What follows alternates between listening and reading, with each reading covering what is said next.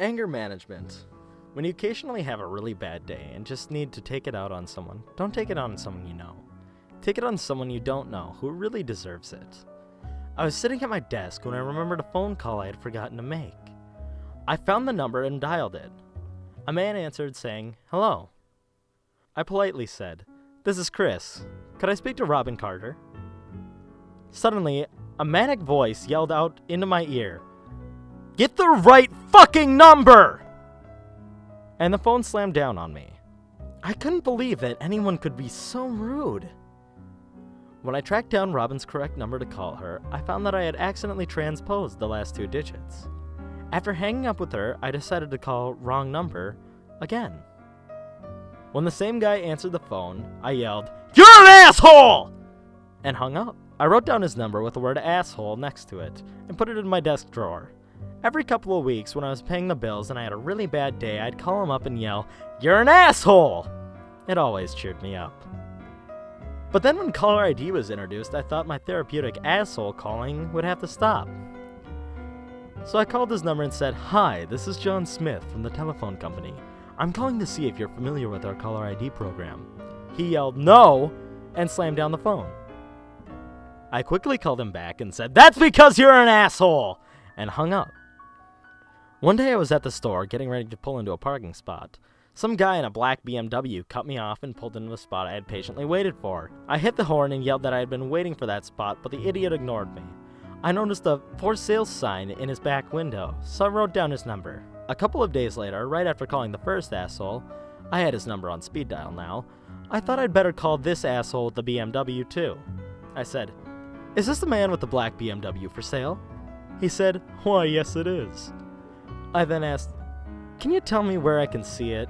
He said, "Yes, I live at 34 Oak Tree Boulevard in Fairfax. It's a yellow ranch-style house and the car's parked right out front." I asked, "What's your name?"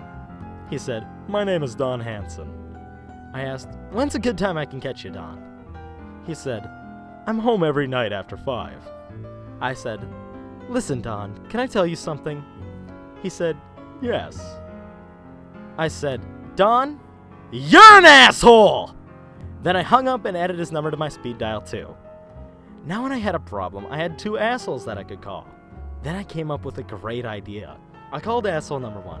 He said, "Hello." I said, "You're an asshole!" But I didn't hang up this time. He asked, "Are you still there?" I said, "Yeah." He said, "Stop calling me." I said, "Make me." He asked, "Who are you?" I said, "My name's Don Hanson."